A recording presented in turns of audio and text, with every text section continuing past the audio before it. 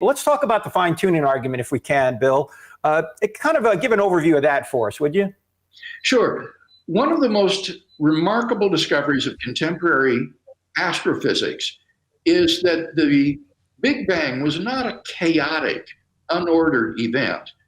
Rather, from the very beginning, the universe is characterized by certain constants and certain quantities in nature that are incredibly fine-tuned to permit the existence of embodied conscious life.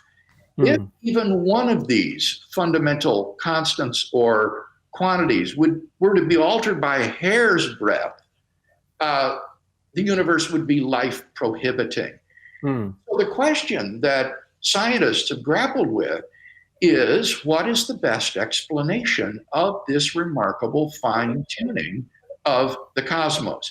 And in the scientific literature, there are basically three proffered explanations. Either physical necessity, they had to be this way. Second, chance, it's just an accident that they have values. Or thirdly, design. They were designed to have these values. And so an argument for a cosmic designer would go like this.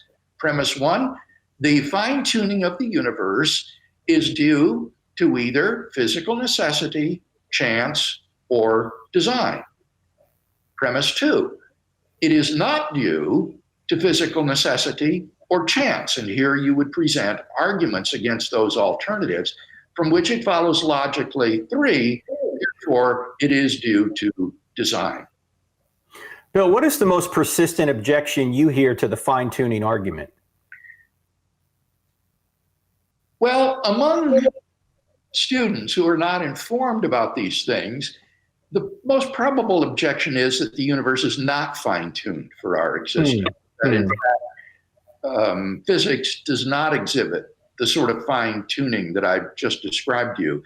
That is patently false, however. The multiplicity and the variety of constants and quantities that have to be fine-tuned in this way is so great that the probability that any future physics will ever eliminate it entirely is highly, highly unlikely.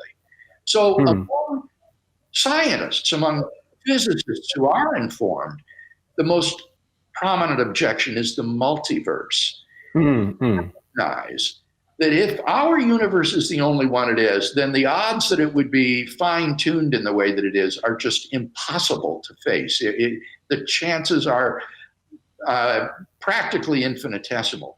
And therefore, what they do is they multiply their probabilistic resources by imagining that there is a multiverse, an array of worlds of which our universe is just a member. And moreover, all of these worlds are randomly ordered in their constants and quantities, so that by chance alone, if this ensemble of worlds is infinite, then finely tuned worlds will appear somewhere in the ensemble, and lo and behold, here we are, we happen to be in this one, but nothing to be surprised about, given the multiverse of randomly tuned worlds. So this is the major alternative to a designer today, the multiverse hypothesis. And what would be your first comeback to this wild speculation for which there's no evidence? Well, apart from what you just said, Roger Penrose of Oxford University has offered a really powerful argument against using the multiverse to explain fine-tuning. And it's basically this, that in order for observers to exist, you don't have to have a world that is fine-tuned like our universe is. You could have a universe which is no larger than our solar system, where you have an island of order and a sea of chaos outside of that. And that sort of universe is vastly more probable than a finely universe like ours. In fact, the most probable observable universe would be an even smaller universe, one that consists of a single brain that fluctuates into being out of the quantum vacuum with illusory perceptions of an external world. So if you appeal to the multiverse hypothesis, you have no way of knowing whether or not you are an ordinary observer like us, or whether or not, in fact, you are a Boltzmann brain, as they're called, with the illusory perception of a world that does not exist. I like what Paul Davies says about this. He's an agnostic astronomer. He says the multiverse is a dodge because no one would be positing multiple universes if the evidence for design wasn't so strong. Now that's a further objection, is that it's ad hoc, in that it's postulated simply to explain away the fine-tuning, but there's no independent evidence to believe that such a thing exists.